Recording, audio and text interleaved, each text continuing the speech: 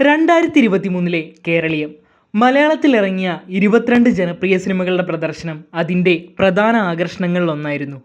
രാത്രി 7:30 കൈരളി തിയേറ്ററിൽ പ്രദർശിപ്പിക്കുന്ന ഒരു സിനിമ കാണാനായി 3 മണി മുതലേ ആളുകൾ തടിച്ചുകൂടാൻ തുടങ്ങി. തിയേറ്ററിൻ്റെ ഫുൾ കപ്പാസിറ്റിയിൽ അരമണിക്കൂർ മുന്നേ തന്നെ സിനിമ പ്രദർശനം ആരംഭിച്ചപ്പോൾ ആയിരക്കണക്കിന് ആളുകൾ പുറത്ത്. കോരിച്ചൊരിയുന്ന മഴയിലും സിനിമ കാണാതെ പിന്നോട്ടില്ലെന്ന് വാശി പിടിച്ച ആ ജനക്കൂട്ടം തിയേറ്ററിൽ നിന്ന് തമ്പാനൂർ KSRTC ബസ് സ്റ്റാൻഡ് വരെ നീണ്ടു. ആ സിനിമയോടുള്ള മലയാളികളുടെ സ്നേഹം നിയന്ത്രിക്കാൻ സംഘാടകർക്ക് കഴിയാതെ വന്നതോടെ പോലീസും റോഡിലേക്കിറങ്ങി. അവർക്കും കാര്യമായി ഒന്നും ചെയ്യാൻ കഴിയാതായതോടെ വിഷയം മന്ത്രിതലത്തിലേക്ക്. ഒരു സിനിമയ്ക്ക് ഒരു പ്രദർശനം മാത്രം നിശ്ചയിച്ചിരുന്ന ആ ഫിലിം ഫെസ്റ്റിവലിൽ ആ ഒരു സിനിമയ്ക്ക് മാത്രമായി കൈരളി, നിള, ശ്രീ തിയേറ്ററുകളിലായി 3 പ്രത്യേക പ്രദർശനങ്ങൾ കൂടി. ആകെ മൊത്തം 4 പ്രദർശനങ്ങൾ. സീറ്റ് കപ്പാസിറ്റിയും കഴിഞ്ഞ് തറയിലിരുന്ന് സിനിമ കണ്ടവരിൽ കൂടുതലും ഇപ്പോഴത്തെ കോളേജ് വിദ്യാർത്ഥികൾ. ഈ മഴയുള്ള സമയത്തും മടങ്ങിപ്പോകാൻ തയ്യാറാകാതെ നിൽക്കുന്ന ഒരു ആസ്വാദകരുടെ കൂട്ടമായിരുന്നു. അപ്പോൾ അവരെ ഉൾക്കൊണ്ടുകൊണ്ട് ഞങ്ങൾ സാംസ്കാരിക മന്ത്രിയായിട്ട് സംസാരിച്ചപ്പോൾ അവിടെ സജി ചെറിയ മിനിസ്റ്ററുമായിട്ട് സംസാരിച്ചതിൻ്റെ അടിസ്ഥാനത്തിൽ ഈ വന്ന മുഴുവൻ ആളുകളെയും ഈ രാത്രി നമ്മൾ 3 അധിക ഷോകൾ കൂടി വെച്ചുകൊണ്ട് എല്ലാവർക്കും സിനിമ കണ്ട് സന്തോഷമായിട്ട് മടങ്ങാനുള്ളൊരു അവസരം നമുക്ക് ഉണ്ടാക്കാൻ കഴിഞ്ഞു. നാഗവല്ലിയെയും സണ്ണിയെയും നകുലനെയും ഒക്കെ വെള്ളിത്തിരയിൽ കാണുന്നതിൻ്റെ സന്തോഷം അവർ മറച്ചു വെക്കുന്നില്ല. എങ്ങനെയാ കയറിയെന്ന് അറിഞ്ഞൂടാ. 5 മണിക്ക് ക്യൂ നിൽക്കുക. 5 മണിക്ക് ക്യൂ നിന്നിട്ടാണ് ഇപ്പോൾ ഇങ്ങനെ എന്താ പറയുക, ശബരിമലയിൽ പോലും ഇതിനേക്കാളും എളുപ്പമായിരുന്നു. ഈ സിനിമ എത്ര തവണ കണ്ടിട്ടുണ്ടെന്ന് ചോദിച്ചാൽ ഉത്തരമില്ലാതെ നിൽക്കുന്ന മലയാളികളുടെ സ്വന്തം മണിച്ചിത്രത്താഴ്.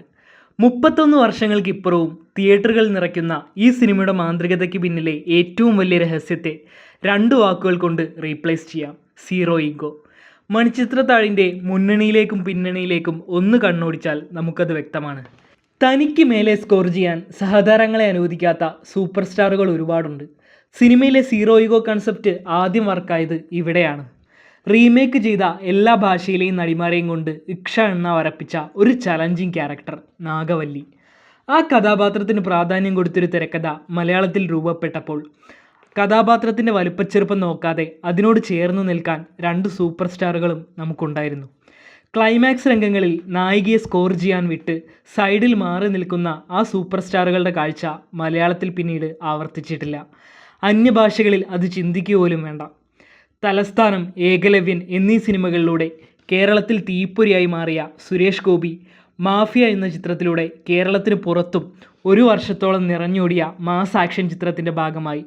ഇതിനൊക്കെ ശേഷമായിരുന്നു ഭാര്യയെ ഒരുപാട് സ്നേഹിക്കുന്ന ഒരു പാവത്താൻ ഭർത്താവായുള്ള സുരേഷ് ഗോപിയുടെ മണിച്ചിത്രത്താഴിലേക്കുള്ള എൻട്രി. മലയാളത്തിൻ്റെ മോഹൻലാൽ ഡോക്ടർ സണ്ണിയായി ഈ സിനിമയിൽ മുഖം കാണിക്കുന്നത് സിനിമ തുടങ്ങി 1 മണിക്കൂറിന് ശേഷം മാത്രമാണ്.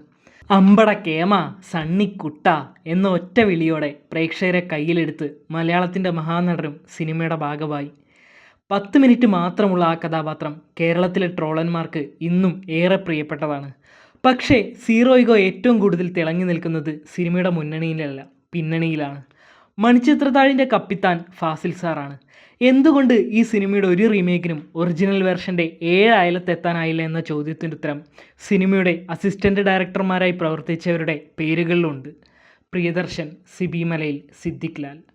കേരളത്തിൽ 1 വർഷത്തോളം നിറഞ്ഞൂടിയ കിലുക്കവും ചിത്രവും പോലെ മെഗാ ഹിറ്റുകൾ സൃഷ്ടിച്ച് തമിഴ്, തെലുങ്ക്, ഹിന്ദി സിനിമകൾ ചെയ്ത് നാഷണൽ ലെവൽ തന്നെ ചർച്ചയായി കഴിഞ്ഞ ശേഷമാണ് പ്രിയദർശൻ അസിസ്റ്റൻ്റ് ഡയറക്ടർ റോളിലെത്തുന്നത്. പ്രിയദർശന് അത് തൻ്റെ ഇൻഡസ്ട്രിയിലെ ഒരു സീനിയർ ഡയറക്ടറോടുള്ള ആദരമാണെങ്കിൽ മണിച്ചിത്രത്താഴിലെ സഹസംവിധായക കുപ്പായം സിബി മലയിലിന് ഒരു ഗുരുദക്ഷിണ പോലെയായിരുന്നു. ഫാസിലിൻ്റെ ആദ്യ ചിത്രമായ മഞ്ഞിൽ വിരിഞ്ഞ പൂക്കളിലൂടെ തന്നെയായിരുന്നു അസിസ്റ്റൻ്റ് ഡയറക്ടറായുള്ള സിബി മലയിലിൻ്റെ സിനിമാ ലോകത്തിലേക്കുള്ള ചുവടുവെപ്പ്.